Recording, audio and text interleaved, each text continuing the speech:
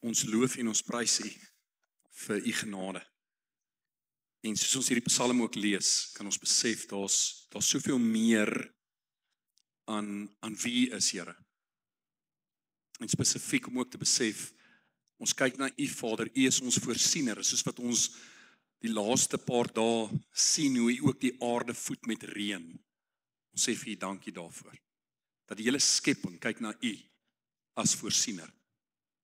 En U voorsien vir ons mildelik. Ons sê vir U dankie, ons sê vir U dankie vir die reën, ons sê vir U dankie vir iets so eenvoudig soos kos, wat ons kan ontvang as 'n gawe uit U hand uit. Dankie dat U ons voorsiener is. En soos wat U ons voed met die fisiese, wat U ons ook voed met die geestelike. Met diep geheimenisse wat U ontsluit. Heilige Gees, wil U met ons praat op 'n diep vlak. En dis ons gebed vanaand, dat soos ons in U woord gaan stil word, dat U met ons sal praat, dat U ons sal voed, en mag ons lewens tot in lengte van dae net U naam bly groot maak, U naam bly eer, U naam bly loof. Ons bid dit in Jesus se naam. Amen. Amen. Goed, ons is dan by Handelinge hoofstuk 13. Ons vorder mooi, ons is amper halfpad met die brief. En dit sal natuurlik interessant wees om te besef dat iemand wat byvoorbeeld hierdie brief gekry het 'n brief gekry sonder hoofstukke, sonder verse, en heel waarskynlik sou iemand so 'n brief van begin tot einde net gelees het, en jy kon nie regtig 'n kopie daarvan gekry het nie, daar was een brief. En dis eers later wat daar kopieë daarvan gemaak is, so jy moes geluister het. Jy moes regtig geluister het. En ek dink nie ons besef wat se voorreg ons het om fisies 'n Bybel te kan hê met die hele Ou Testament en die hele Nuwe Testament, en ons kan dit lees nie. Dit is massief. Ons het 'n voorreg wat mense 2000 jaar terug nie gehad het nie. Nou ja, ons is besig met hoofstuk 13 en ons begin daar in vers 1. In die plaaslike gemeente in Antiochië was daar profete en leermeesters. Onder andere Barnabas, Simeon bekend as Niger, Lucius van Cyrene, Manaen, 'n jeugvriend van Herodes die tetrarg, en Saulus. Nou net 'n paar dinge oor hierdie vers. Die Antiochië wat hierna verwys word, soos julle weet, daar's klomp Antiochië's. Hierdie is Antiochië in Sirië, wat noord is van Jerusalem. Ons het al oor Antiochië gepraat, maar dit is daar waar die oorspronklike gemeente ook dan nou was, en dit was 'n redelike sterk en lewendige gemeente gewees. Hulle was die gemeente wat dan nou vir Paulus hulle gaan stuur, wat ons nou 'n bietjie later gaan sien.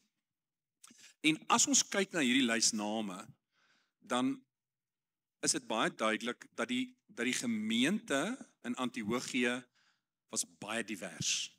Dit was 'n diverse gemeente gewees. Ons het vir Barnabas, wat ons daar sal sien, en ons het vir Saulus ook. Nou ons weet reeds dat hulle baie sterk Hellenisties ook groot geword het. Barnabas kom van die eiland Cyprus af. So nie noodwendig in Jerusalem groot geword nie. Saulus, wat in hierdie hoofstuk dan nou verander na Paulus, het groot geword in Tarsus. So dis twee Jode wat nie in Israel in Judea groot geword het nie. Ja, Paulus het 'n groot deel van sy lewe daar spandeer, maar hulle is nie van daar nie. So jy het Hellenistiese Jode daarso. Simeon, wat as Niger bekend staan. Nou die woord Niger, dit is presies hoe dit uitgespreek word in die Grieks, en dit beteken letterlik swart of donker. So feit van die saak is, hierdie was nie die klassieke lelieblank of slegs een etnisiteit gemeente wat daar was nie. En om dit ook dan nou te bevestig, Lucius van Cyrene. Cyrene is in Noord-Afrika. Simon van Cyrene wat die kruis gedra het, selfe plek. Dit was nie wit mense gewees nie. Ek wil hê julle moet my hart hoor, en ek hoop nie dit ontstel vir van julle nie, maar dit was 'n mengelmoes van etnisiteite, almal gemaak deur God, almal gemaak om God te aanbid, en dis hoe dit was. En dan ook interessant, Manaen, wat 'n jeugvriend was van Herodes, en nou sal die vraag wees, Herodes die tetrarg, watter Herodes is dit? En teen die tyd behoort jy nou al hierdie prentjie te ken. So as ons hierna kyk, die Herodes wat hierna verwys word, is Herodes Antipas. So Herodes Antipas wat gevra het, want hy is die tweede man van Herodias, hy het gevra op aandrang van Salome. Ek gaan nie eers hierdie probeer, want dit is so 'n introuery. Wat Salome gevra het vir die kop van Johannes die Doper. En Herodes Antipas het eventueel dan nou die opdrag gegee, Johannes die Doper mag onthoof word. En hier is 'n interessante konflik. Want wat staan daar? Manaen, 'n jeugvriend van Herodes die tetrarg. So besef gou hierso. Daai Herodes Antipas en hierdie Manaen van wie ons lees, was vriende gewees. Wel, as kinders, as jong mense was hulle vriende gewees. En kyk gou hoe hulle totaal en al verskil in terme van hulle benadering. Die een het Johannes die Doper laat onthoof. Die ander ene het gesê ek volg Jesus. Selle vriendekring, selle wêreld waarin hulle groot geword het, twee heeltemal verskillende keuses wat hulle maak. En dit is waar. Ja, om in 'n goeie omgewing groot te word is natuurlik voordelig, maar daar's nie waarborge in hierdie lewe nie. Dis nie 'n waarborg dat as jy in 'n goeie omgewing groot word, dat jy ook daardie pad gaan stap nie. Verstaan, mense kry dit baie. Mense kry in dieselfde huisgesin, een kind word 'n sendeling, ander kind wil niks met die Here te doen nie. Ek weet dit is nou 'n ekstreme voorbeeld, maar en dit wys vir ons 'n paar goeters, dit reflekteer met ander woorde dus nie op ouerskap nie. Want ek dink dis baie keer 'n vraag wat mense mee sit. Maar luister jy, hier's 'n kind van my en 'n kind wil niks met die Here te doen nie. Wat het ek verkeerd gedoen? En ek dink nie dis noodwendig so nie. Ek dink as ouer doen mens wat jy kan doen vir die volgende generasie, maar ek dink ons moet hier ook besef met Herodes en Antipas, daar is 'n element van keuse. Daar is 'n element wat mens ook self 'n keuse moet uitoefen.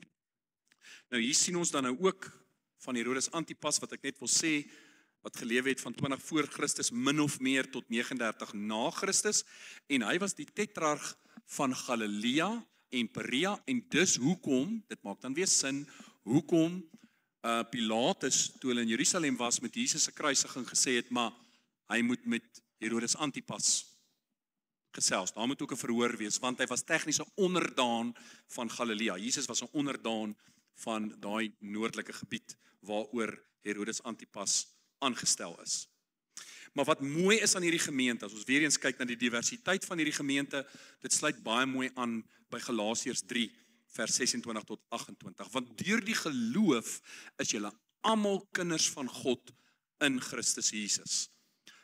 Want julle wat in Christus gedoop is, het Christus soos 'n kleed aangetrek. Daar's nou nie meer Jood of Griek, nie meer slaaf of vryman, nie meer manlik of vroulik nie, want julle almal is een in Christus Jesus. So die skeidslyne wat daar destyds was, nou, ek gaan nou 'n interessante stelling maak, want ek kan dink in ons moderne era, ek sien eers gedink ek sou 5 jaar terug die volgende woorde gesê het nie, maar gegee wat in ons wêreld aan die gang is, wil ek net gou 'n vers net reg interpreteer, nie verkeerd interpreteer nie. Want het feit van die saak is, iemand gaan sê, as hulle byvoorbeeld daai gaan lees, is daar sommige mense wat gaan sê, ja, daar sê die Bybel dit ook. Daar's nie net manlik en vroulik nie, daar's 5000 verskillende geslagte. En die feit van die saak is, dis absolute nonsens, maar dis nie wat daai vers sê nie. Wat dit net sê is, geslag kan nie meer 'n skeiding wees as dit kom by die liggaam van Christus nie. En ek dink dis 'n ding wat ons baie keer mis ook in ons moderne samelewing. As mens byvoorbeeld sou gaan, ek het die voorreg gehad, so 'n paar jaar terug was ek in die Tsjechiese Republiek, en snaaks genoeg, die een instelling wat ek daar besoek het, ek dink dit was van daar's 'n toer wat mense doen, en ek het nie minder nie as, dit was meer, was 3 of 4 of 5 sinagoges wat ek besoek het, wat ek in Suid-Afrika nie eers besoek het nie, maar dan wat nou interessant is aan die sinagoges, vrouens, julle moet nou mooi luister, so die sinagoges, wat dan nou by die sinagoges is dan, jy gaan in, en dan gaan jy weer in. Daar's 'n muur en dan's daar so 'n skreefie, nê? En die vrouens kan dan deur die skreefie sou hulle dan die verrigtinge binnekant kon dophou. Dis soos 'n moederskamer sonder klankblok, maar permanente moederskamer. Jy gaan nie binne nie. So daar was skeiding tussen manlik en vroulik selfs wat 'n sinagoge betref het. So besef hoe die kerk 'n massiewe vernuwing was as dit ware in terme van vooruitgang. Maar net dat julle verstaan hierdie vers en ons sien dit dan ook nou in Handelinge 13 dat daar nou nie hierdie skeiding is wat daar is nie. Vers 2. Toe hulle besig was om die Here te dien en te vas, ek weet ons het al van tevore ook hieroor gepraat, en ek hou daarvan om dit te sê, want ek glo, en ek sal dit bly sê, die vroeë kerk, voordat daar selfs 'n kerk was, Jode het gevas. Die vroeë kerk het gevas. Die moderne kerk, ek weet nie wat het verkeerd geloop nie. En dit is ernstig as jy gaan kyk na die geskiedenis van vas, en dis iets wat in die laaste eeu verander het. Voor dit was vas deel gewees van die geloofslewe van gelowiges.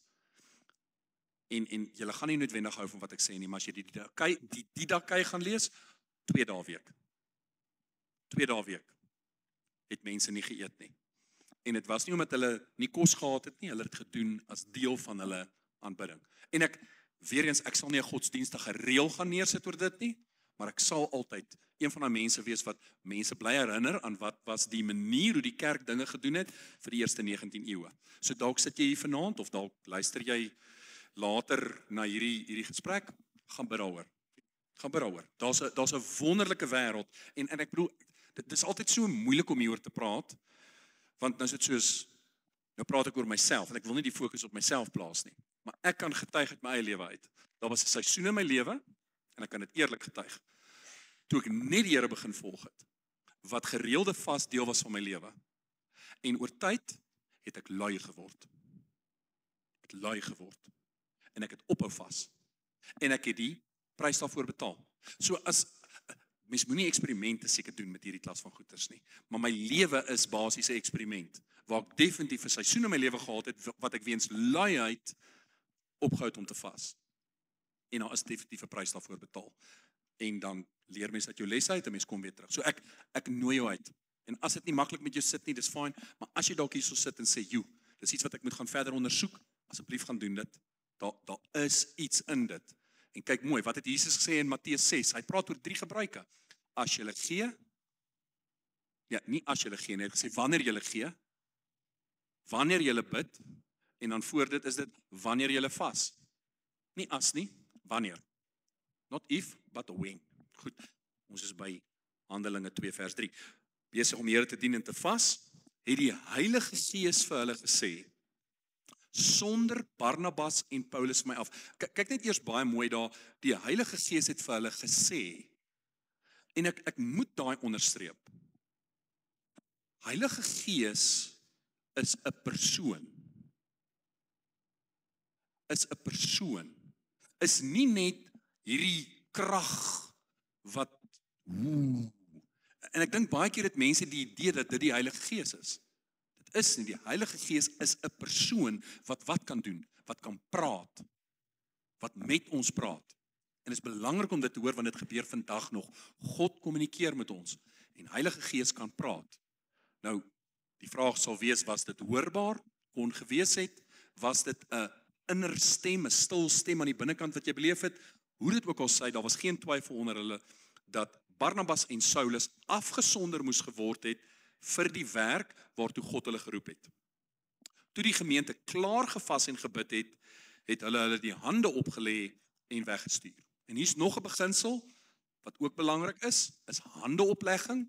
Klomp dinge te sê oor handeoplegging, soms gaan dit gepaard met genesing, maar hierdie spesifieke handeoplegging, die gemeente het hulle die hande opgelê om daardeur te sê, met die autoriteit van ons as gemeente stuur ons hulle om namens ons hierdie werk te gaan doen. So handeoplegging is 'n bitterbelangrike aspek ook, kom voor in die skrif, en ons het baie daarmee te doen. Dan, as ons net vinnig kyk, waar is ons nou? Dat ons die tydlyn net mooi hierso kyk. Ons het laas het ons nog geëindig met Herodes Agrippa die eerste wat oorlede is. En dan Barnabas wat vir Saulus gaan haal het, die offergawe wat na Jerusalem toe gebring is, hulle wat saam bedien het in Antiochië, dis die een in Sirië waarvan ons vandag praat, en dan is ons nou by hierdie punt. En ons is nou 47 tot 49 na Christus. Yes. Jy gaan hoor, in hoofstuk 13, hy is nog Saulus, jy gaan nie weer die woord Saulus hoor na 13 nie, so ek het vir jou goeie nuus. Dis die laaste keer wat ons na Saulus gaan verwys as Saulus is vandag. Dit sal nou net in die verlede tyd wees. Daar sal weer na hom verwys word as Saul, ons gaan weer die woord Saul kry, maar die woord Saulus gaan ons nie weer kry nie. Baie goeie vraag daarso. Die sendingreis was 2 jaar lank geweest, 2 tot 3 jaar lank. So hierdie was, jy lees dit, van begin tot einde, nou, en dan gaan ons aan in hoofstuk 14, maar dis 2 jaar. So, dat heel waarskynlik baie meer gebeur, daar kon heel waarskynlik baie meer neergeskryf gewees het, maar ons gaan 'n paar hoogtepunte gaan ons sien. Nou, ons gaan hierdie kaart baie mooi deurtrap, maar daar's Antiochië, hulle het vertrek na Cyprus, hulle is met die voet Paphos toe, toe's hulle op Atalia, hierso is hulle toe heen, van daar af is hulle Antiochië, toe sien hulle daar's 'n ander Antiochië, daai Antiochië en daar's nog 'n Antiochië, dan Iconium, Lystra, heads up, belangrike persoon wat van Lystra afkom wat ons ken, 'n baie bekend aan Paulus.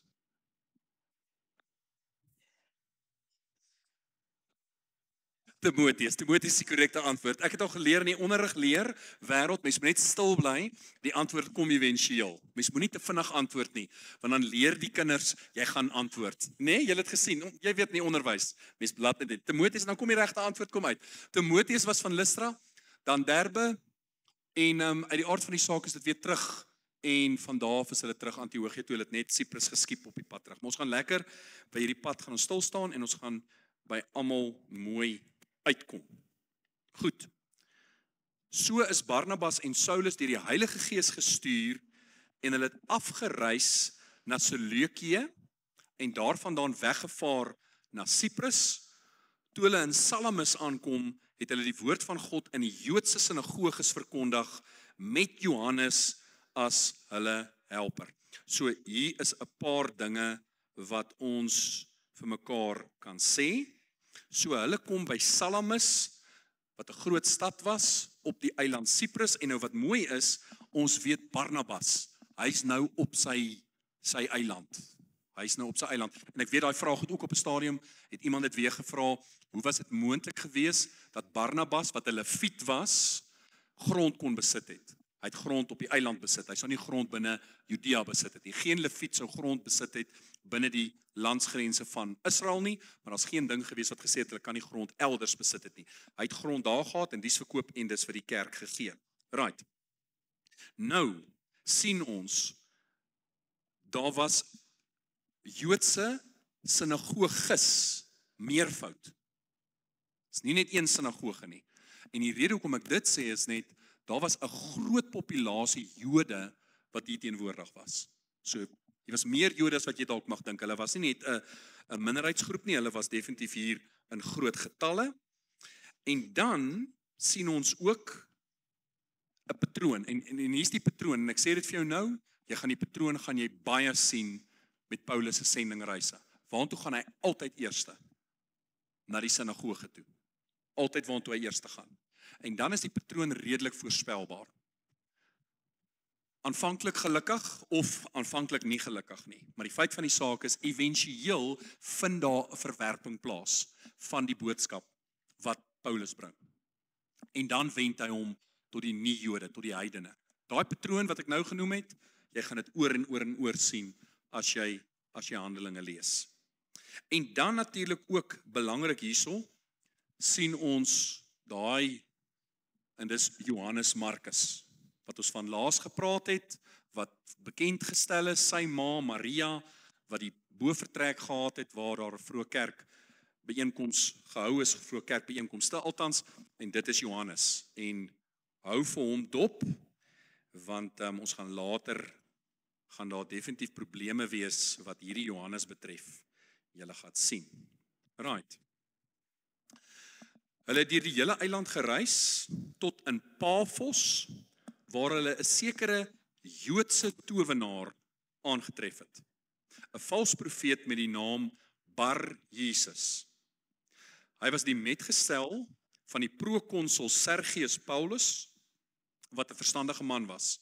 Die prokonsul het Barnabas en Saulus laat roep, omdat hy graag die woord van God wou hoor, maar die towenaar Elimas, want so word die naam Bar Jesus vertaal, het hulle teengestaan, omdat hy die prokonsul van die geloof wou weghou.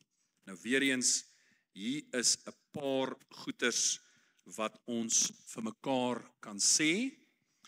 Ek glo daai vers gaan bietjie later opkom, indien nie gaan ek dit sommer dan nou sê. Die eerste ding wat vreemd is daai, 'n Joodse towenaar. As jy Exodus lees, sal jy sien, ek weet dit verwys aan die vroulik, maar 'n towenares moet doodgemaak word. So dit sal vreemd wees dat 'n Jood 'n towenaar was. Dit is 'n baie vreemde konsep dat jy so iets sou kry. En wat dit net vir ons wys is, jy's ver van Jerusalem af, jy's ver van die autoriteit van die Sanhedrin af, en wat baie keer dan gebeur met baie dinge in die lewe, mens vind sinkretisme. En wat is sinkretisme? Sinkretisme is mos saam. Ons gooi goeders by mekaar. Byvoorbeeld is interessant, in die Hindoe geloof, wat baie keer sou gebeur, as jy vir 'n Hindoe vertel van Jesus, is sy reaksie wonderlik. Kom ek voeg hom net by, tot die bestaande spektrum van gode wat ek reeds dien. Want daar's oor 1 miljoen gode wat in die Hindoe geloof voorkom. Ja, daar's die hoofgode, maar so, jy voeg net by. En so kry mens baie keer in ons land, is daar ook uit die aard van die saak, binne in die Afrika kultuur, sinkretisme. Ek aanbid Jesus, maar ek bid ook tot die voorvadergeeste. So dit is 'n interessante konsep, wat ek net hier reg kry. Ek hoop dit krap bietjie minder so. In elk geval.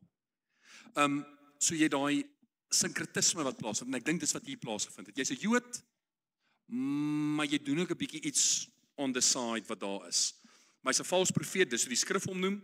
Bar Jesus, Arameese naam, Bar beteken seun, baie mooi, sal as Bar Mitzvah, seun van die wet, Bar Jesus, en Jesus sal net 'n algemene naam gewees het in daardie tyd. Dis nie so 'n unieke naam. Ek bedoel, Joshua sou die eerste draer van daai naam gewees het, maar oor tyd was daar heelwat Jode wat so 'n naam soos Yeshua sou gedra het. Nou, daar word dan gepraat van die prokonsul. Nou, ek gaan nou net 'n baie tegniese punt hierso doen. As ons kyk na die skrif, is daar 2 tipes leiers wat ons kry wat oor Romeinse provinsies aangestel is. Hier kry jy 'n prokonsul, en dan kry mens ook die ander ene is 'n prokurator. Nou, prokonsuls, hierso's ene is Sergius Paulus, Gallio, wat ons later gaan lees van in Handelinge 18. En dan prokurators, ander naam vir 'n prokurator is 'n gouverneur, dis Pilatus, almal ken Pilatus, Sirenius en Felix. Ons gaan van hom lees in Handelinge 23:24, Porcius Festus, Handelinge 25:26. Nou, wat is die verskil tussen 'n prokonsul en 'n prokurator? So, wat gebeur het was, net om my feite hier reg kry, so die prokurators, die gouverneurs, die provinsie waar hulle regeer het bekend gestaan as 'n keiserlike provinsie. En hulle het direk gerapporteer aan die keiser. Dit was nie 'n vredevolle plek nie. Daar was gewoonlik baie geweld. Daar was gewoonlik baie onrus, baie konflik. En as jy dink aan Pilatus en jy dink aan Jerusalem, dit was nie noodwendig die plek waar jy wou wees nie. Dit was hierdie kookpot wat op die punt was om te ontplof die hele tyd. So, daarteenoor aan die ander kant het jy senatoriale provinsies gekry. En hulle het aan die senaat het hulle rapporteer. Julle sal weet, daar was die keiser en dan was daar die senaat. Nou hierdie prokonsuls het aan die senaat gerapporteer. Nou kan julle self indink, watter een van die twee te hoër aansien, was van hoër gesag eintlik, 'n prokonsul of 'n prokurator? Wel 'n prokonsul. Dit is baie meer elite om 'n prokonsul te gewees het. Jy kry 'n senatoriale provinsie, daar's vrede, Rome regeer hierso, dis 'n maklike plek. Gouverneur te wees? Nee, niemand wou gouverneur gewees het van Judea nie, dis moeilikheid, dis konflik, dis oorlog, dis nie lekker nie. Goed, en dan, 'n interessante vertaal, ek sê nie die graag nie, maar sulke goeters pla my, en dit pla jou dalk nie, maar dit pla vir my, dan lees ek hierdie en dan maak dit nie vir my sin nie. So, wat ons net eers sien is, die prokonsul wou graag die woord van God gehoor het, en ons weet Elimas het hom teengestaan. Hier is net 'n deel wat nie vir my sin maak in die Afrikaans nie, maar die towenaar Elimas, want so word die naam Bar Jesus vertaal, het hulle teëgestaan. En toe sê ek soos, maar dit maak nie vir my sin nie. Want Elimas, ek kan nie die taal kry dat Bar Jesus, wat sou beteken die seun van Jesus, en Elimas, ek kon nie daai vertaling lekker daar kry nie. So wat ek toe gedoen het is, kyk net hierso in die CSB, but Elimas, the sorcerer, that is the meaning of his name, opposed them and tried to turn the proconsul away from the faith. Dit maak dit vir my meer sin. So die woord Elimas is 'n vertaling van 'n woord wat towenaar beteken. Want ek kan nie vir jou, daar's nie 'n manier dat ek Elimas en Bar Jesus bymekaar kan uitbring nie. Dit is net, dit kan nie vertaal word na die een na die ander een toe nie. So ek dink, hier sal ek sê, die 2020 het dalk, hulle kan dalk weer gaan kyk na daai vers en hom gaan herbesoek. Ek dink nie hy is noodwendig. So jou vertaling sê dit dalk heeltemal anderster.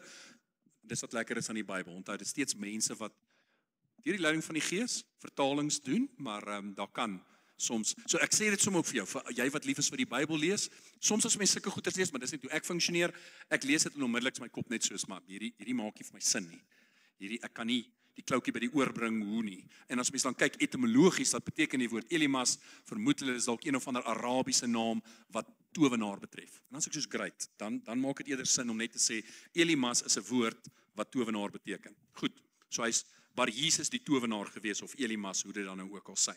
Goed.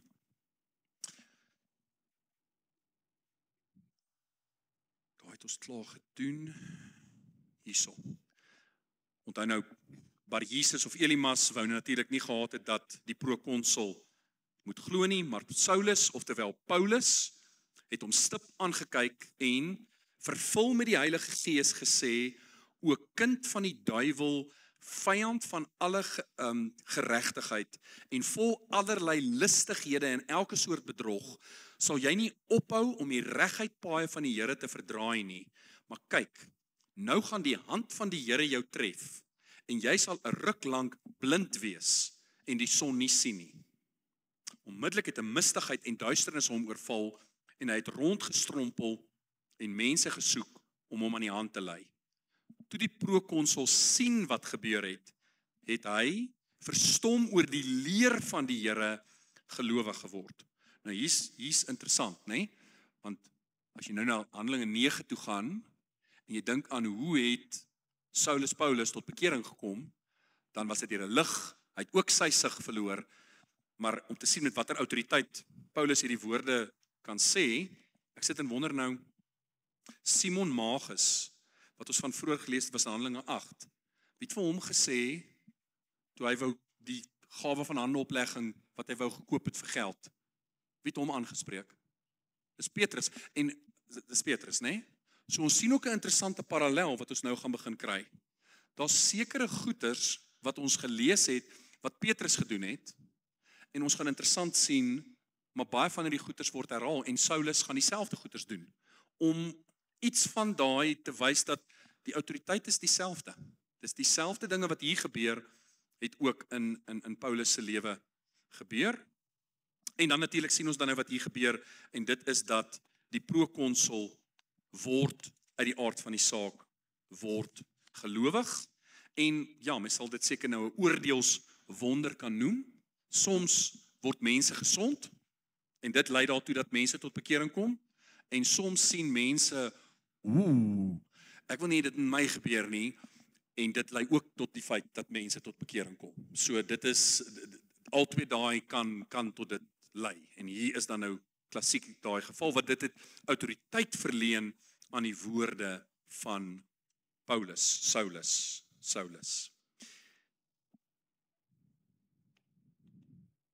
Vers 13.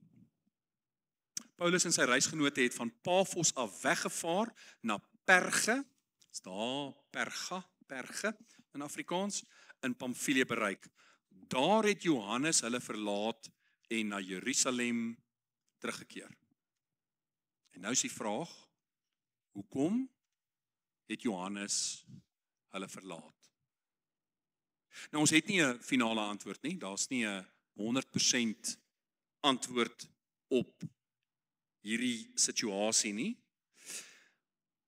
Maar wat ons hierso sien, is dat op die eind van die dag, en hierso is nou by Paulus, nou sal ons begin sien Paulus, en ek het 'n vermoede, dit is, ek moet net gou dit reg kry, maar ons gaan nie weer na Saulus verwys vir die res van Handelinge nie. En ons rede hoekom ons nou meer Paulus gebruik. Want Paulus gebruik eerder sy Romeinse naam, want die wêreld waarna hy nou beweeg, is die Romeinse wêreld. Dit maak net meer sin dat hy sy Romeinse naam gebruik en met sy Romeinse naam uitgebeeld word. Maar Johannes wat hulle verlaat het, hoekom het hy hulle verlaat? Nou daar's 'n paar opsies op die tafel van hoekom hy hulle daarso gelos het. Een van die moontlikhede is hy het heimwee gehad. Dit is moontlik. Hy het sy ma gemis, sy was heel waarskynlik 'n weduwee, en hy het gevoel as haar seun, dis sy plig om na sy ma te kyk. Is dit lelik? Nee, dis mooi, maar dis 'n opsie. Onthou, ons gaan net klomp spekulatiewe opsies op die tafel gooi. Ons gaan nie weet hier op aarde wat regtig gebeur het nie.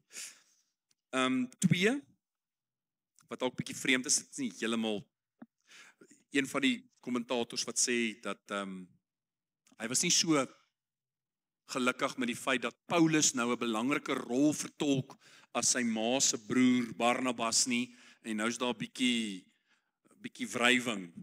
Hoekom is my oom nou nie meer die een wat die gitaar slaan nie, hoekom is dit nou Paulus wat meer voorloop? So, maar dit voel vir my baie kleinlik, maar dalk was dit. Dis dit. Derde rede, hy het siek geword. En dis ook 'n interessante ding wat ons kry. Ek bedoel, daar's genesing in die naam van Jesus en dan word mense siek en dan wat nou wat. Feit van die saak is, die gebied snaaks, wat ons nie noodwendig besef nie, hierdie was 'n malaria gebied destyds. As jy nou dink aan Europa, sou jy glad nie dink aan Europa as 'n malaria gebied nie, maar dit was 'n malaria gebied. So, moontlikheid is dat hy dalk malaria opgedoen het. 4de opsie, sending was nie vir hom nie. Hierdie was taaf en hy het net gesê, dankie, hier's waar ek sê, ek gaan terug Jerusalem toe, dis dit.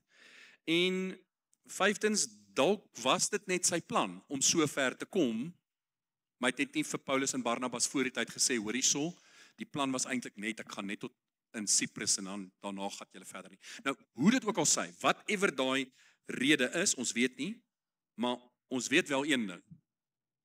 Paulus het hierdie keuse wat Johannes uitgeoefen het, nie ligtelik opgeneem nie. Hierdie het daartoe gelei dat met 'n volgende geleentheid, met 'n volgende sendingreis, wat Paulus letterlik, want is hy en Barnabas wat saam die pad gestap het, dat hy en Barnabas nie die pad saam gestap het daarna nie. Dat Paulus met Silas die kant toe gegaan het en Barnabas met Johannes Markus in 'n ander rigting gegaan het. Nou dis goed, beteken ons nou 2 rigtings wat gaan, dit's goed, maar die skeiding, daai is nie goed nie. Maar as jy jou Bybel goed ken, sal jy gaan lees in Kolossense 4 en ander plekke. Paulus had a change of heart. Daar definitief versoening plaasgevind. Paulus is nie graf toe met 'n wrok in sy hart teenoor Johannes nie. Maar dat daar 'n tydperk was wat Paulus baie teleurgesteld was en dalk kwaad was vir Johannes, is definitief 'n feit. En dit is natuurlik dan nou interessant. En is bemoedigend vir my en ek hoop vir julle ook om te besef dat selfs iemand soos Paulus het maar ook sy flaws gehad was nie 100% perfek in sy wandel in elke opsig nie, en so moet ons almal mag groei, selfs Paulus moes groei. Fantasties. So, wat gebeur nou? Hulle het van Perge af verder gegaan en by Antiochië in Pisidië aangekom. En wat doen hulle? Op die Sabbat het hulle die sinagoge binne gegaan en hulle het gaan sit. So, dis ook die lekker ding van om 'n Jood te wees. Jy het vrye toegang tot ander sinagoges en is eintlik baie anderster as hoe ons kerk doen. En mens sien dit ook byvoorbeeld met Jesus. Het jy ooit daaraan gedink? Jesus het in die sinagoge ingegaan en hy het die voorreg gehad om voor te lees. Alhoewel dit nie sy sinagoge was nie, as julle verstaan wat ek bedoel. En daar's 'n rede daarvoor. Want dit was nie, ons het net hierdie een ou wat elke Sabbat vir ons praat nie. Dit was nie hoe dit was nie. So 'n besoekende Jood, en dit was baie meer, kom ons gesels, kom ons praat, kom ons hoor. En 'n besoekende rabbi is uitgenooi om, maar kom lees jy vir ons. Kies jy vir ons 'n stuk en lees jy vir ons. So dis baie mooi. Dit was baie meer 'n oop gemeenskap wat dit daar behels. En Sabbat natuurlik hier van 'n Vrydag aand tot 'n Saterdag aand, net om daai ook net mooi uit te klaar. Maar wat sien ons? En ons gaan nou dit sien met die volgende ene, met die patroon wat ons dan nou oor en oor sien. Hierso. Na die voorlesing van die wet en die profete, en dit verwys net na wet, eerste 5 boeke, en dan die profete wat die res is. So dit sal 'n deel gewees het uit Genesis, Exodus, Numeri, Levitikus, Deuteronomium, en dan 'n stuk uit die profete. Het die leiers van die sinagoge 'n boodskap na hulle gestuur met die woorde: broers, as julle 'n woord van bemoediging vir die volk het, sê dit. Nou hier's 'n deel wat ek nou ongelukkig bietjie opgeslip het, want hierdie maak nou nie heeltemal vir my noodwendig sin nie, want ons sien nou net, hulle het die sinagoge binne gegaan en hulle het gaan sit. En toe stuur die leiers van die sinagoge nou 'n boodskap na hulle met die woorde: broers, as julle 'n woord van bemoediging vir die volk het, sê dit. So ek weet, is dit met 'n papiertjie aangestuur tydens die diens, wou hulle nie stuur nie, is hulle, julle hoor, so ek mis bietjie, ek's eerlik, ek het nie my huiswerk daar ordentlik gedoen nie, ek besef nou, daar's iets daarvoor te maak, ek sal bietjie daar gaan indelf weer. Goed, maar, wat gebeur? Paulus het opgestaan, hy het 'n handgebaar gemaak en gesê: Israeliete en Godvreesendes, luister. Die God van hierdie volk Israel het ons voorouers uitverkies en het hulle tydens hulle verblyf as vreemdelinge in Egipte land tot 'n volk verhef. Hulle met 'n uitgestrekte arm daar uitgelei en hulle ongeveer 40 jaar lank in die woestyn verduur. Nou sal ons hierso sien wie's Paulus se gehoor in die sinagoge. Dis Jode en proseliete. Met ander woorde, nie Jode wat die Joodse geloof aangeneem het.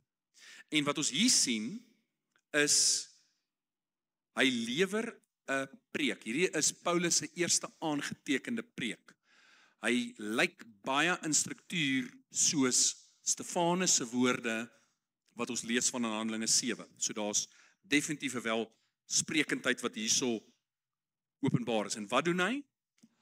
Hy herinner die mense aan God se beloftes, aan God se verbonde, en aan wat hy gaan doen is, hy spring letterlik in 8 verse, van Abraham tot by Jesus. Hy doen dit in 8 verse. So hy begin uit die aard van die saak, met die voorouers. So wie's die voorouers? Abraham, Isak, Jakob. Hy begin met hulle. Dan, baie belangrike ding, hy sê, die volk Israel wat uitverkies is. En ek dink, hoe langer ek met die woord uitverkies te doen het, hoe meer begin ek te besef dat baie van ons verstaan ook nie uitverkies soos wat God dit bedoel het nie. En ek dink die Jode het dit ook verkeerd verstaan. Uitverkies gaan nie oor, julle is uitverkies ter wille van uitverkiesing, nou is julle uitverkies nie. Dit is nie wat uitverkiesing is nie. Uitverkiesing is, het is onmoontlik om dit te doen wat ek nou sê, maar plaas jouself gou net in die skoene van God. Ek weet dit is nie moontlik nie, maar just hear me out. Jy het alle mense gemaak, almal, elke liewe een van hulle. En jy weet, dat sonder die goeie nuus, is hierdie mense wat jy gemaak het verlore. Jy kies 'n groep uit die hele wêreld uit. Sodat wat gebeur? Sodat deur hulle die waarheid oor die Messias die hele wêreld kan bereik. Hoor julle hoe uitverkiesing anders klink as jy hom so verwoord? Versus, julle is uitverkies, julle gaan hemel toe en basta met die res.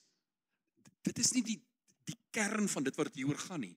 Dit gaan oor, God het Israel gekies as 'n lig vir die nasies, dat deur hulle ander tot geloof sal kom. So ek wil daar net genoem, maar hulle is uitverkies vir 'n bepaalde doel.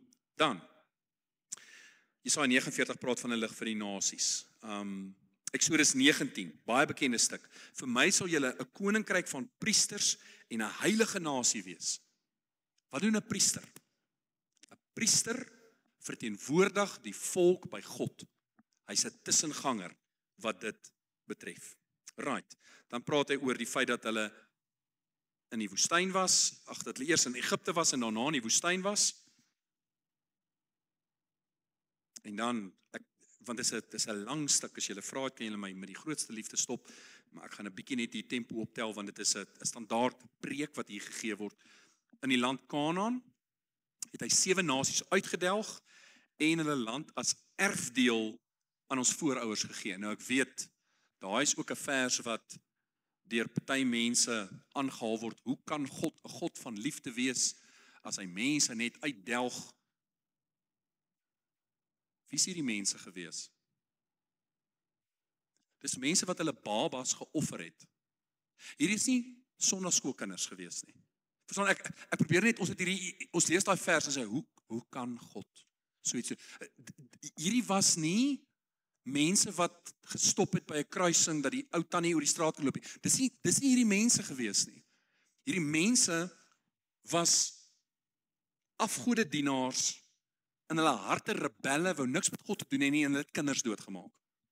So as jy daai vers lees, moenie, dis so Sodom en Gomorra, hoe kan God so, dis mense wat in boosheid absoluut net vermenigvuldig het. So ek wil dit net ingooi. Dit het ongeveer 450 jaar geduur. As jy daai 450 jaar lees genade. Maar ja, en daarna het hy rigters gegee tot by die profeet Samuel. So kyk hoe spring hy. Van Kanaan, so dis die Egipte, nou sy Kanaan, rigters, daai hele lot, hy spring na Samuel toe. Hierna het hulle daarop aangedring op 'n koning, en God het Saul, die seun van Kis, 'n man uit die stam van Benjamin, vir 40 jaar aan hulle gegee. Nadat God hom as koning verwyder het, het hy Dawid tot hulle koning gemaak. Oor hom het hy soos volg getuig: in Dawid, die seun van Isaai, het ek 'n man na my hart gevind, wat al my wilsbesluite sal uitvoer. Uit hierdie man se nageslag het God vir Israel in ooreenstemming met sy belofte Jesus as verlosser voortgebring. Kan julle sien hoe vinnig spring hy haar hele tydlyn van Abraham af tot by Jesus in so kort tydjie doen hy dit. En hulle almal het geweet waarvan hy praat en hulle kom hierso. En dan gaan hy aan en hy sê, voor Jesus se openbare optrede het Johannes aan die hele volk Israel die doop van bekering verkondig. So dis wat plaasgevind het in die Jordaan. Toe Johannes aan die einde van sy loopbaan gekom het, het hy gesê, wie dink julle is ek? Ek is nie hy nie, ek is nie die Messias nie, maar kyk, na my kom iemand, wie se sandale ek nie werd is, om van sy voete los te maak nie. En dan praat hy nou met hulle, en hy sê vir hulle, broers, kinders van Abraham se geslag, en die Godvreesendes onder julle, aan ons is die boodskap van hierdie verlossing gestuur. Want die inwoners van Jerusalem en hulle leiers het hom nie herken nie. En deur hom te veroordeel, het hulle die uitsprake van die profete, wat elke Sabbatdag gelees word, in vervulling laat gaan. So, nou moet ons ook weet, die reaksie van hierdie gehoor, weet ons, is heel positief, aanvanklik. Dan word hulle opgesweep en dan is dit negatief. Maar wat ons hier so sien is tog ook die manier hoe Paulus die boodskap oordra, is baie wys tot 'n mate, want hy's besig om vir hulle te sê, julle is Jode, maar daar's ander Jode in Jerusalem. En hulle het hierdie boodskap verwerp. So wat hy eintlik besig om te doen is, kan jy sien hoe hy's besig om eintlik vir hulle te sê, maar dis nie julle nie, dis hulle wat hom verwerp het, want julle weet beter. Julle is nie hart van hart raak in hierdie nie, en dit maak eintlik sin, want onthou, baie Jode het Jesus aanvaar. Baie Jode het Jesus aanvaar. Dit was die godsdienstige leiers wat bedreig was deur hom. En hier's gewone mense in 'n sinagoge. Hulle luister nog al die pad wonderlik saam. Maar belangrik ook dan hierso, hy's besig om ook vir hulle te sê dat selfs die kruisiging en die veroordeling van Jesus was in lyn met die profete. So hy gaan elke keer terug na die Ou Testament toe. Hy sê hier's beloftes, Jesus is die vervulling van daardie beloftes. Alhoewel hulle geen grond vir die doodstraf kon vind nie, het hulle tog by Pilatus daarop aangedring dat dit reggestel word. Toe hulle alles uitgevoer het wat oor hom geskryf staan, met ander woorde, soos wat God gesê het dit sou wees, het hulle hom van die kruishout afgehaal en in 'n graf neergelê. Maar God het hom uit die dood opgewek. En ek dink daar is die fondasie element van ons geloof.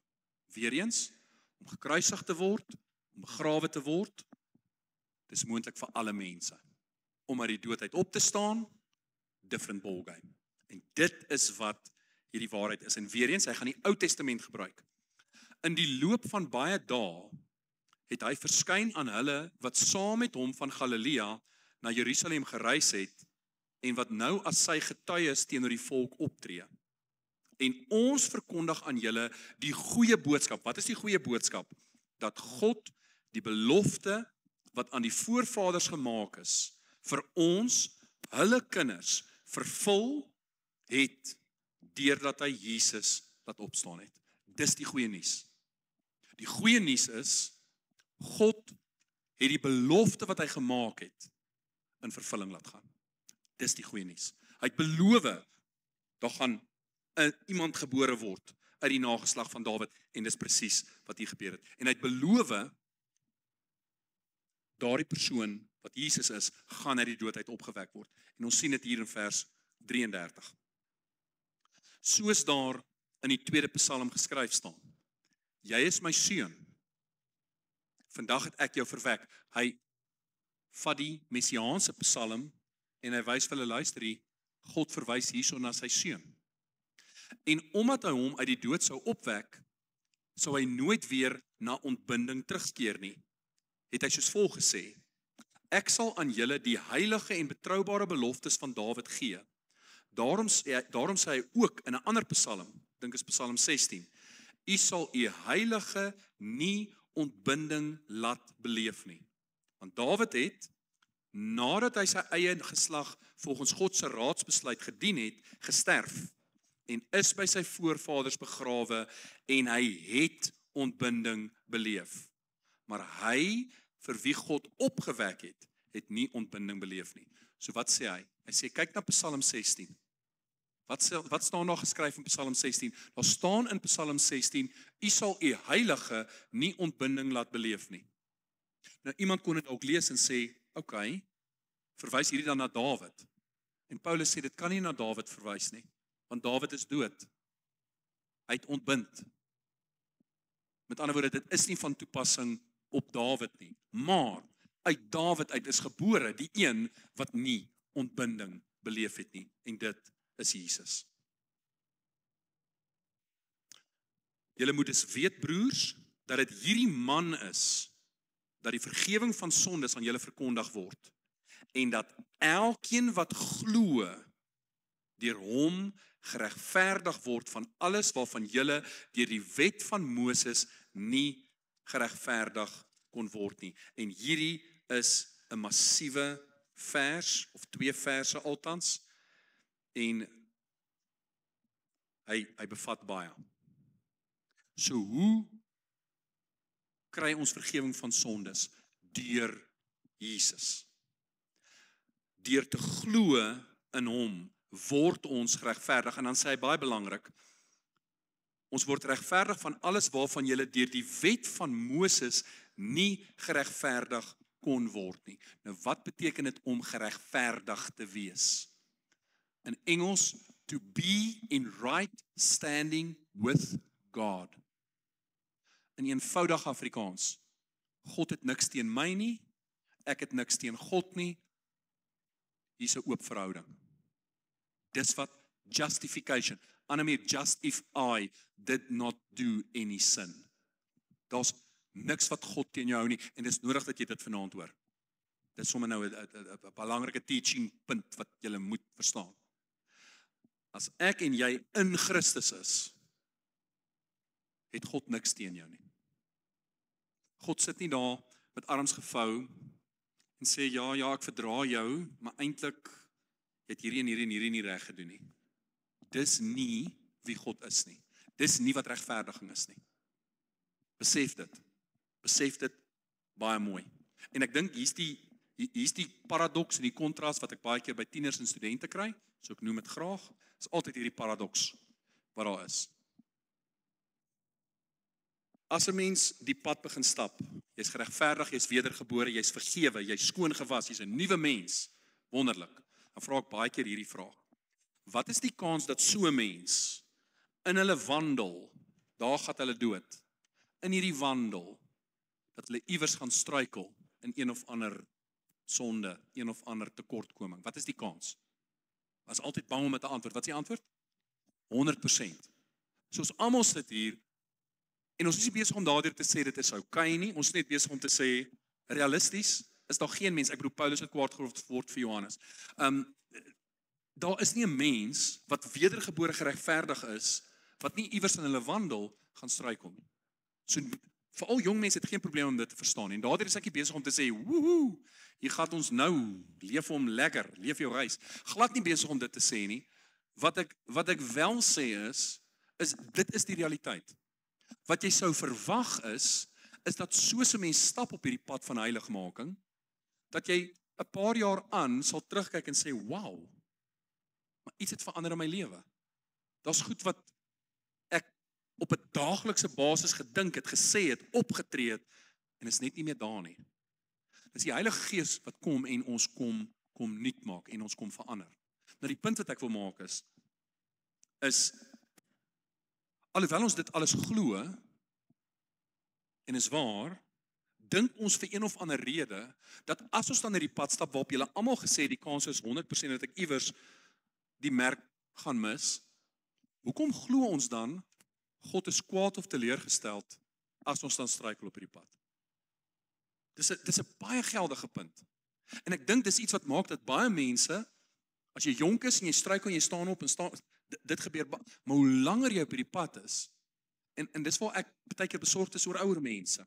Sondag ook gepraat oor ouer mense. Maar mense wat, kom ek sê liewers, mense wat langer die pad stap, wat dalk by 'n punt kom en sê, ek glo die Here kon my vir die eerste 100 keer vergewe het, maar hy kan my seker nie vir die 101ste keer ook vergewe nie. En dis 'n leuen. En ek dink dit sluit aan by Paulus se woorde wat hy gesê het, maar julle het begin in genade, hoekom wil julle nou deur die vlees klaarmaak? En ek dink die groot ding is, as ek kan aansluit by Sondag se boodskap, die probleem kom in wanneer ons die oë afhaal van Jesus en ons oë draai na onsself toe. Ek bedoel nie een van ons wat begin het, as jy eerlik moet wees, daar waar jy begin het met wedergeboorte, het jy nie begin deur te kyk na jouself nie. Inteendeel, jy wou met alle mag en mening net gesê het, all eyes off, moenie kyk nie.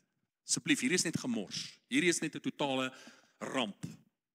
Maar ek kyk na Jesus. En Jesus is my verlosser. En my geregtigheid is in Jesus. Hoekom haal ons dan ons oë van hom af? En begin dan op onsself te fokus. Don't do that. So dit is om justification, om regverdiging in God se oë, om dit 'n lewenslange wandel te maak. Hier's die geheim. Moenie jou oë van Jesus afhaal nie. Moenie jou oë begin draai na jou eie lewe en ja, jy kan neem kennis en celebrate as daar victories is. Prys die Here. Maar moenie dit die fokus begin maak nie. Dis die vinnigste manier wat jy nie die wedloop gaan klaarmaak nie. Nou, die wet. Ons kan lekker praat oor die wet. Die wet van Moses. So, die vraag is, uit die aard van die saak, is dit moontlik om geregverdig te word op grond van wetsonderhouding? En die antwoord is nee. Dit help nie as ek sê teoreties is die antwoord ja nie, want dit is nie prakties uitvoerbaar nie, so die antwoord is nee. So we don't need to go into theoretical things, because it's not possible. Niemand van ons kan dit doen nie, ons mis die merk. So die vraag dan is die wet sleg? Wel nee, die wet is nie sleg nie. Ek bedoel, as ons almal 100% die wet kon nakom, was dit hemel op aarde. So wat is die wet en wat is die doel van die wet? Wel, die wet kan party goeders doen en party goeders kan dit nie doen nie. So die wet, een manier om daarna te kyk is 'n spieël. Die wet is soos 'n spieël. Jy kyk in die wet, jy kyk in die spieël, jy sien jou hare is deurmekaar. Maar dan haal jy tog om hemelsnaam nou nie die spieël van die muur af en begin jou hare so met die spieël te probeer regmaak. Dit sal baie vreemd wees. Dit gaan nie baie suksesvol ook wees nie, maar as jy nou gaan, dit is nie die doel van die wet nie. Al wat die wet kan doen is, dit kan sê, jou hare is deurmekaar. Julle hoor wat ek sê. Dis wat die wet kan doen. Dit maak ons bewus van ons tekortkominge. En dis hoekom dit belangriker is om te kyk na Jesus. Anders gaan ons baie depressief raak. 'n Ander manier om daarna te kyk is, die wet is soos 'n ekstraal, selfde ding. Jy gaan mos nou nie 'n ekstraal vat en sê, ekstraal gaan baie dankie, radiografis dokter. En dan vat jy nou die ekstraal, en dan sit jy nou die ekstraal so om jou arm, nou is my arm gesond, ek het die ekstraal om my arm vas. Dit kan nie. Dis nie die doel van 'n ekstraal nie, en dis nie die doel van die wet nie. Die wet maak ons bewus van ons tekortkominge. En dis hoekom die wet kon nooit Israel waarlik bring tot op 'n punt van ons is geregverdig in God se oë nie. Dis nie moontlik gewees nie. En dis wat Paulus hierso sê. As dit moontlik was, as dit tegnies moontlik was, sou Jesus afgekom het aarde toe en gesê het, right, ons gaan gou 'n paar dinge uitstryk. Die Fariseërs 613 wette, nie sleg nie, maar ons gaan dit met opstoot. Ek sien julle sukkel. Na so 2500 wette as 'n begin, net om seker te maak ons dek alles en om baie maklik te maak, almal se hande gaan agter hulle rug vasgebind word en almal gaan geblinddoek word en dan kan niemand niks verkeerd doen nie. En dan is alles wonderlik. Dan sou Jesus dit gedoen het. En ek dink as mens byvoorbeeld Matteus 5, 6 en 7 lees, die bergpredikasie. En ek moes 'n swaai in my denke maak raak in Matteus 5, 6 daar. In Matteus 5 dan begin Jesus en hy sê, julle het gehoor dat daar gesê is, jy mag nie. Of julle het gehoor dat daar gesê is, jy met jou vyande, jy met jou naaste lief en jou vyande haat. Julle het gehoor daar gesê is, jy mag nie egbreek pleeg nie. Julle het gehoor daar's gesê jy mag nie al daai wat hy na die wet verwys en dis dit. En ek het baie keer daai stukke al in die verlede gelees en gedink, so wat eintlik hier gebeur is in Matteus 5, Jesus is besig om vir hulle te sê, kom ons vat die wet en kom ek sê gou vir julle hoe julle eintlik dit is 'n nuwe wet. Ek kom gee vir hulle 'n hoër standaard en dis nie wat Jesus hier kom doen het nie. Wat Jesus kom doen het is, hy het gesê, goed, julle het gehoor dat die wet se standaard hier is. Okay. Newsflash. Die wet se standaard is hier. En waar ek dit toe gemis het is, ek het toe gedink, okay, so nou moet ek nog harder probeer om hierby uit te kom. Dis nie hoekom Jesus dit gedeel het nie. Hy het nie die standaard kom lig, sodat mense harder moet probeer om by die hoër standaard uit te kom nie. Hy het die standaard kom lig tot op so 'n vlak dat almal besef hulle is in hulle chops in. Sodat mense kan kom by daai punt wat hulle kan sê, ek gee oor. Want solank as wat jy in jou hart glo, jy kan die eise van die wet, selfs die verhoogde eise wat Jesus dit stel in Matteus 5, jy kan dit nakom, gaan jy probeer om dit na te kom. En jy gaan alles in jou wese doen om hierdie selfverbeterde lewe te lewe, sodat jy jouself kan regverdig. En dit is dooie werke. Dis dooie werke. So dalk moet jy ook weer Matteus 5 en so gaan lees, maar nie vanuit die bril dat Jesus besig was om mense op te roep om die wette meer na te kom nie, maar eerder om te besef, julle moet net een ding hoor wat ek sê, julle almal mis die punt. En ek sê dit nie om julle te laat sleg gevoel nie, ek sê dit net want ons goeie nuus, en die goeie nuus is, regverdiging gaan nie plaasvind deur wetsonderhouding nie. Regverdiging vind plaas deur geloof. Deur geloof. En is wonderlik, hier staan ten minste meer geskoolde mense hier in ons midde. So, kom ons vra gou hierdie vraag. Jan het klaar vir ons daar mooi gesê, dis Timoteus. So hier's die volgende quizvraag vir ons aand, is die volgende. Watter belangrike dag vier ons oormôre?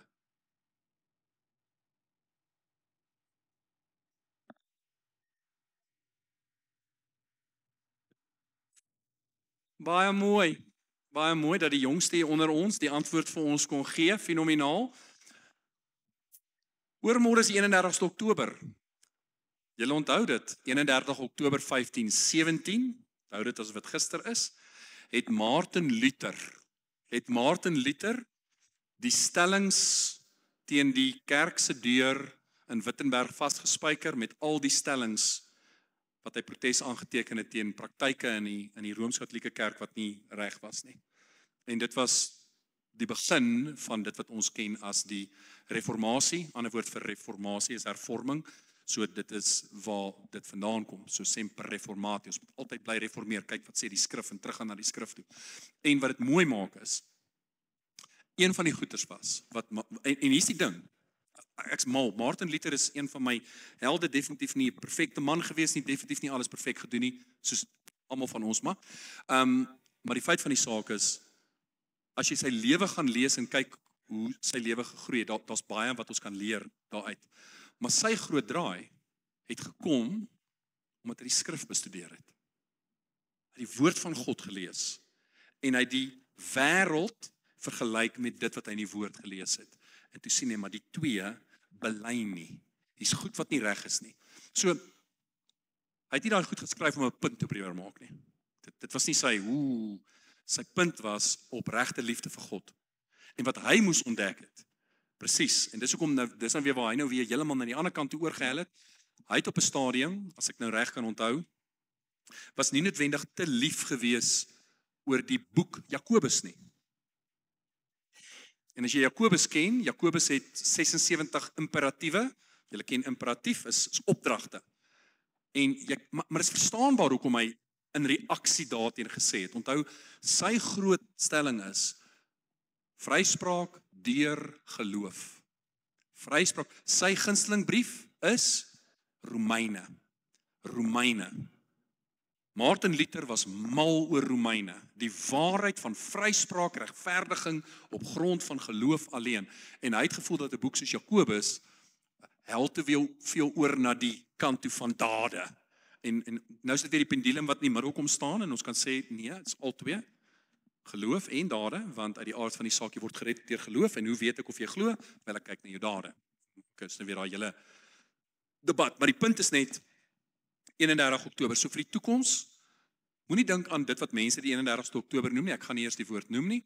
31 Oktober is Reformasiedag, dan vier ons wonderlik die begin, en die blote feit dat jy byvoorbeeld 'n Bybel in jou hand het, gaan terug na 31 Oktober 1517, en dit is ook wonderlik hoe alles so belyn, die drukpers, dat God tegnologie daar gevestig het, op 'n tyd, wat dit nodig was, en dit was nie omdat hy rebels was nie. As iemand vandag nou sou gaan in 'n kennisgewing gaan hier vasspyker teen die kerk se deur hierso, gaan dit nie dieselfde effek hê nie. Onthou, daai tyd was die kerk se deur was die dorpsplein se afkondigingsblad. Jy het soontoe gegaan om te sien wat en dis waar toe nou vandaan kom. Maar ja, as jy nie vir Martin Luther ken nie, moet hom ook nie verwar met Martin Luther King Jr. nie, heeltemal iemand anders, aan 'n eeu, aan 'n kontinent. Ander wêreld. Ja, in elk geval. Goed. Ons gaan gou klaarmaak. Sorg dat wat in die profete gesê is, nie met julle gebeur nie. Ek dink dis uit Habakuk uit. Kyk julle spotters, staan verstom en gaan ten gronde. Want in julle tyd doen ek iets, 'n daad wat julle beslis nie sal glo as iemand dit vir julle vertel nie. Dis presies wat gebeur het. Baie mense kon nie glo dat Jesus die Messias is nie. Toe Paulus en Barnabas buite kom, het die mense gesmeek dat hierdie dinge op die volgende Sabbat ook aan hulle vertel word. So, hulle wil dit hoor, die mense was honger vir die woord. Toe die sinagoge verdaag het baie van die Jode en die godsdienstige proseliete Paulus en Barnabas gevolg, wat met hulle gepraat en hulle oortuig het om in die genade van God te bly leef. In die genade van God, nie deur werke nie, nie deur dade nie, deur die genade om dit te doen. Die volgende Sabbat het byna die hele stad byeengekom om die woord van die Here te hoor. Toe die Jode die skare sien, is hulle vervul met naaiwer. Nou, daai Jode verwys natuurlik na die Joodse leiers in die konteks, want ek bedoel dit was ook Jode gewees wat die skare was. En het hulle dit wat Paulus gesê het teengestaan en belaster. Maar Paulus en Barnabas het prontuit vir hulle gesê, die woord van God moes eers aan julle verkondig word, maar aangesien julle dit verwerp en julle self nie die ewige lewe werd ag nie. Kyk, nou wend ons tot die heidene nasies. Want so het die Here dit aan ons opgedra. Ek het jou aangewys as 'n lig vir die nasies, dis Jesaja 49, sodat jy verlossing kan bring tot aan die uiteindes van die aarde. En jy kan jouself indink, toe daai Joodse leiers hierdie woorde moes hoor, was hulle glad nie ingenome met daai woorde nie. Want hy's besig om, in eerste plek te sê, julle verwerp God, en tweedens, julle wat julle hele lewe lank nog gelewe het van, dis net die uitverkore Jode wat God voor lief het. En hy sê, nee, julle mis die skrif, julle mis Jesaja 49, julle mis die groter prentjie. Maar nou is daar Jode proseliete en dan nou ook nie Jode. En wat gebeur? Toe die heidene dit hoor, was hulle bly en vol lof oor die woord van die Here. En diegene wat vir die ewige lewe bestem was, het gelowig geword. Die woord van die Here het deur die hele landstreek versprei.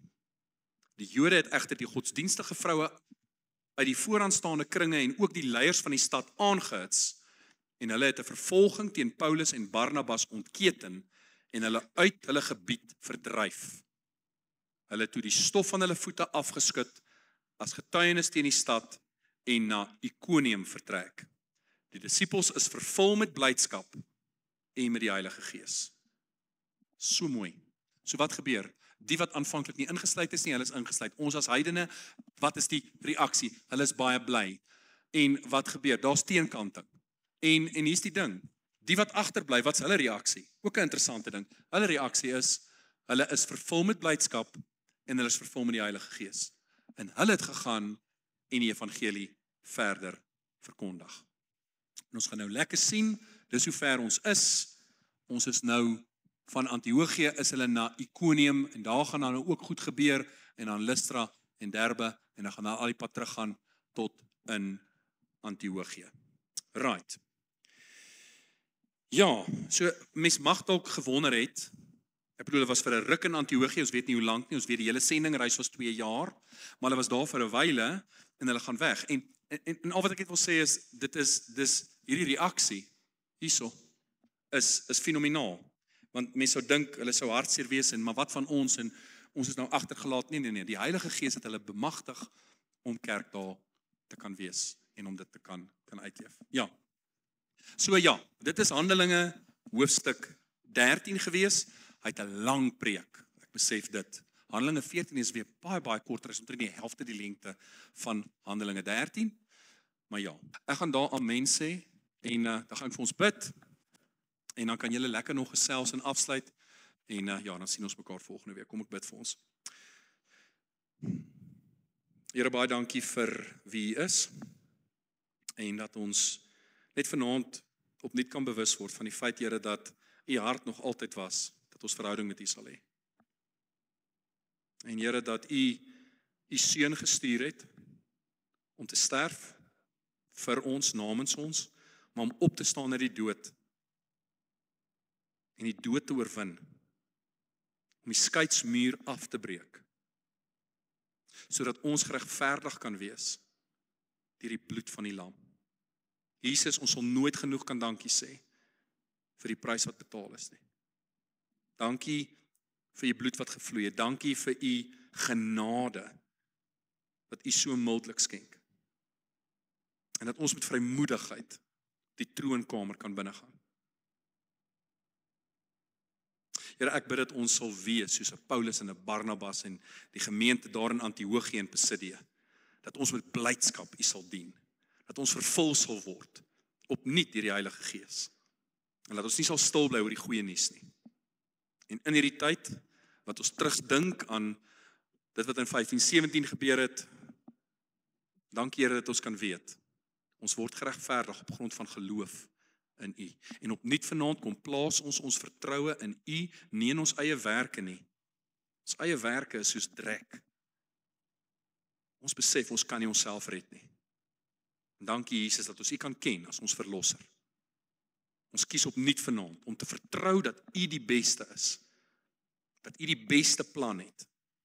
Dat u die beste vir ons elkeen het. En al is daai pad soms moeilik. En al kos daai pad ons hele lewe. Dankie dat ons kan weet. Ons kan u vertrou. We can't put our trust in you. Want u is die beste. Ons het u so lief, Here God. En ons loof u en ons prys u. In Jesus naam bid ons dit. Amen.